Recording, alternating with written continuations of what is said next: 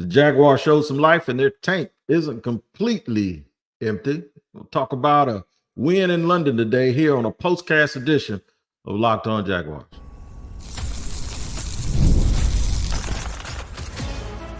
You are Locked On Jaguars, your daily Jacksonville Jaguars podcast. Part of the Locked On Podcast Network, your team every day. Good morning, or good early afternoon. It is your team every day here on Locked On Jaguars. We thank you for making us your first listen. And if you're watching this, you're probably doing it on YouTube at our Locked On Jaguars YouTube page. And if you're listening, you are listening wherever you listen to your podcast. And we appreciate you doing that on this Postcast edition, making sure that you do not miss an episode. Jacksonville Jaguars get a win, a much needed win.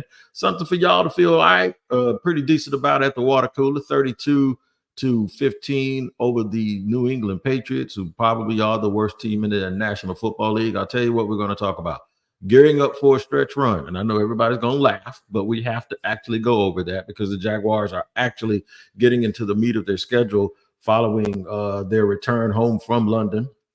And we'll discuss that. The game didn't really start exactly the way we all wanted. The Jaguars went down 10-0 and actually gave up touchdowns early. A touchdown early to New England, their first score on their opening drive this season. And then the first time the Patriots actually scored on their first two drives. So we'll discuss that. The tank isn't completely empty. That's where we're going to start. Tank Bigsby has continued to impress this season. Had another monster game today for the Jacksonville Jaguars. Very efficient, very powerful, very forward. 26 carries, 118 yards, and 2 touchdowns. Brian Thomas Jr. had another good game, 5 receptions, 89 yards for 1 touchdown. Trevor Walker got his 6th sack of the year, almost had his 7th.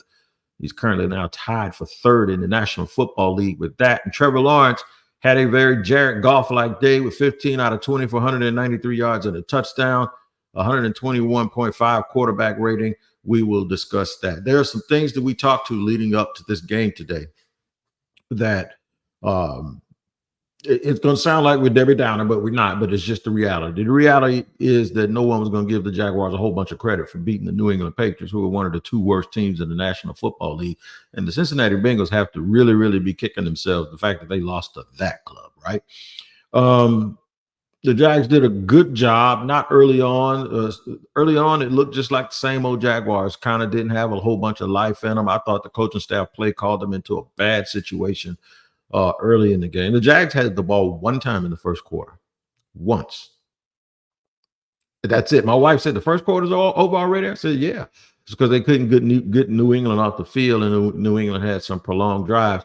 But they got it together, ended up winning the game. And if you notice the people that I mentioned, Trevor Lawrence, Tank Bigsby, Brian Thomas Jr., and Trayvon Walker. This is the 2nd win in a row that they've had when they solely depended on the best players they have on the roster. I got to mention Josh Hines-Allen, too. Of course, he's one of them. They got Tyson Campbell back. He made the difference on a couple of plays. Still a lot left to be desired for this team. Still a lot of questions, and you wonder if they can do this against really good competition.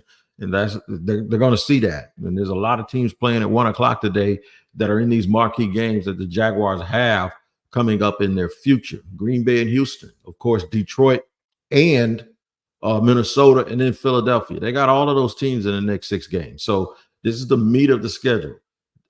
Did this help them sort of get off to a little bit of a quick start to that? Well, sure. But then again, it doesn't. And we're going to get into that too. Coming into this week, we said if they lose, it's trouble. I thought Doug Peters was going to have to jet ski on the way home across the Atlantic Ocean if they lost, but they won. Okay, early on, it wasn't looking real good. They were doing Jaguar things, but they kind of clawed their way out of it. And when you're playing a bad team, that's exactly what you're supposed to do. The thing that they did, though, regardless of who they're playing, is they took on an identity that matches what I have been saying they need to do. They need to, first of all, chill out with the substitutions. They still do that too much, in my opinion, especially on defense. Just makes no sense why they keep running guys in and out of the game 2 or 3 minutes into the game. They need to get over that because they're giving away points early in the game. I think because of the ETN injury and they showed and some continuity got going. Well, they just went with certain guys down the stretch. It was Evan Ingram. It was Brian Thomas Jr. I'm talking about right in the middle of the game. And like I said, it was Tank Bigsby. Dearness Johnson got a little love. But see, if ETN's there, they run all 3 running backs. Without ETN there, they don't. Parker Washington with the longest punt return for a touchdown in Jaguars history, 95 yards. They had a lot of really, really good stuff go for them today. And they were still up by 1 touchdown, 1 score. Well, it should have been 1 score if New England just kicks the extra point. They were up 1 score in the 4th quarter to a terrible team. They played lights out when they played the Colts. And they were tied with less than a minute to play in that game. So you have to ask yourself this question. When they play a really, really good team, what happens? We see what happens. They lose. But at least today, they saw some of the identity and some of what they should have been. I'm going to explain that by the numbers. And then we're going to talk about whether or not this is good enough to gear them up down the stretch and have things really changed in terms of wanting people's job. I don't think so, but we'll discuss that and more and talk about the identity part of this and what it means moving forward. We'll do it in just a second on the second half of the Postcast, where the Jaguars win a game today, 32 to, 15 or 16? 32-16 over New England. We'll talk more about what has to happen. We'll do it in just a second here on Locked On Jaguars. The Postcast today is sponsored and brought to you by Hillsdale College, and there ain't nothing wrong with getting smarter. In fact, everything is right about making yourself more intelligent, especially when you can get certain classes from a great college for free. Time is our most precious commodity, so don't waste it scrolling through the same mind-numbing content for hours and hours. How can you spend it wisely to improve yourself? History, economics, the great works of literature, and the meaning of the U.S. Constitution. Isn't that relevant right now, right? All right, our sponsor, Hillsdale College, is offering more than 40 free, that's right, free online courses, including Constitution 101, the meaning of history of the Constitution, Introduction to Free Market Economics, Get Your Money Together, and so many more. I actually find them all very interesting, and you can go in there and look and find out what you have, what they have to offer for you. All of Hillsdale's courses are self-paced so that you can start whenever and tune in whenever. Plus, you can go deeper with readings, quizzes, discussions, or just enjoy the lectures. Go right now to hillsdalecollege.edu/locked-on to enroll. There's no cost, and it's easy to get started. That's Hillsdale, HILLSDALE.edu/locked-on to register. Hillsdale.edu/locked-on. The show today is also sponsored and brought to you by BetterHelp. There's never, ever a bad reason to go to therapy. In fact, most of the time we need therapy and we don't even know it because we're trying to get ourselves back on our square after maybe a loss of a family member, just sleep deprivation, some physical ailments, or just time management. There's a lot of things that can send you into a tailspin, man, and you just don't know how to get out of it. Well, if you're considering therapy, trust me, BetterHelp is a place where you can go that can get you started. If you think about starting therapy, give BetterHelp a try. It's entirely online, designed to be convenient, flexible, and suited to your schedule. Just fill out a brief questionnaire to get matched with a licensed therapist and switch therapists anytime for no additional charge. Overcome your fears with BetterHelp. Visit BetterHelp.com/locked-on today to get 10% off your first month. That's BetterHelp, HELP.com/locked-on.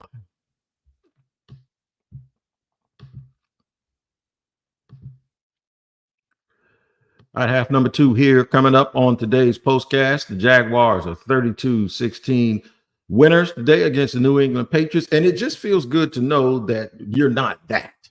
And what I mean is that algae eater I talked about. You know, you look in the fish tank, you see the thing, you see all the other fish just swimming around, eating food and just having fun, but then you see that algae eater. He's just sucking up all that muck from the bottom and off those rocks. And his only purpose is to eat you know what. And it seems like the worst teams in the league, they know that they're rebuilding and they understand where they are.